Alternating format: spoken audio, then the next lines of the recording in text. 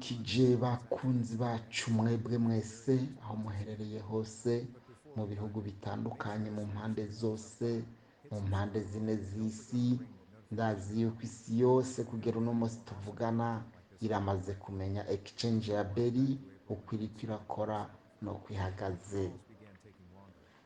Abatari bake bariko bagurukira ku mbuga ngurukana bumenyi mu kwerekana ko Beri yamaze kunanirwa n'ibikorwa, ariko Beri mu kiringo cy'uko bariko bavuga ko yananiwe n'ibikorwa, nico gihe rero igiye gushira ku mugaragaro exchange buri muntu wese akarutira amafaranga menshi yifuza agashika ku migambi y'iterambere.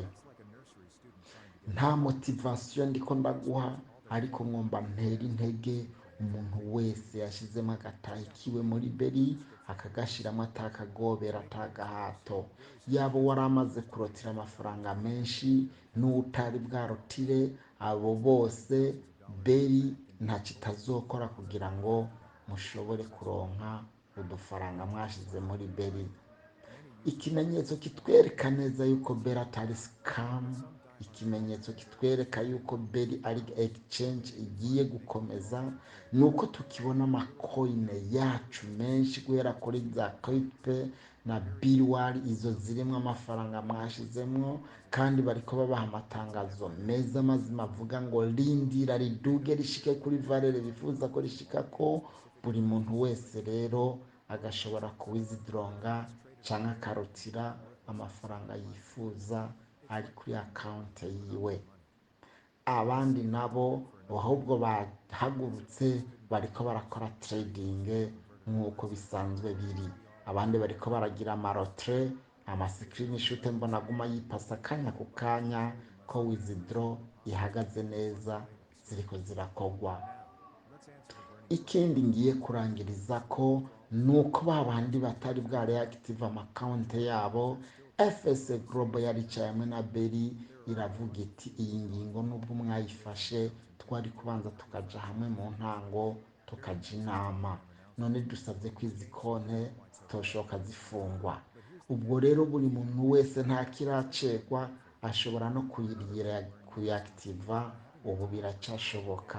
Nta motivation ndaguha, nta kagobero ngushizeho, ariko ku gatwe kawe nk'uko no mu ntango wafashe risike ugashiramo umutahe muri Beri utazi iyo bizoherera, n'ubu rero ni waactive konte yawe. Ni impanuro yagusa itaguzwa amafaranga ndaguhaye, nutayactiva naho wirorerere ubwo umuntu yirira ivyo yahorako. Ariko ku bantu mwese mwafashe risike, mbaye mbaremesha muri aka kanya ko Beri iri ku kivi, iri kwitegura ibintu vyiza. Ubwo igiye gushika kuri 20% muzotangura kubona ibitangaro biriko bikorerwa muri Beri. Saho gusa nuba ari ubu abatari bake bariko barakora amarotre kandi agashika neza.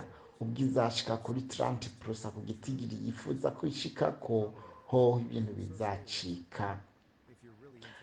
Ndababazwa n'abantu bakorokeye ku mbuga ngurukana bumenyi bagatangura kuvuga yamuhe, bavuga yuko Beri yamaze gufunga. Abo bantu ivyo gufunga kwa Beri bazobirindira bamere nk'aho batetse amabuye, babirorere babibure. Bahereye kera bavuga yuko igiye kugara, bamaze kubona batanguye kuduza amakoine ya Birwari na Crypto n'izindi, batangura kuvuga noneho rero kwigiye.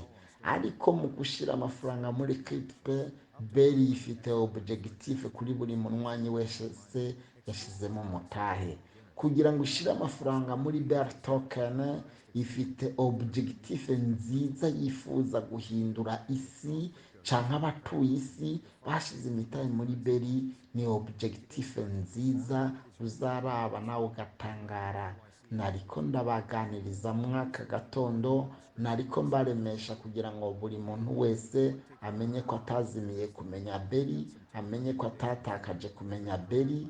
Ubwo rero mwicare mutuje mutekanye, twese turarindiriye ico Imana igiye gukora muri uyu mwaka wa 2023. Ubwo hazagera muri 2024 ntakekeranya buri muntu wese yatanguye kwiyuha kuya yabize mu mwaka wa 2023 kuva mu kwezi kwa kabiri kugera mu kwezi k'umunani. Murakoze rero, mugire agatondo keza.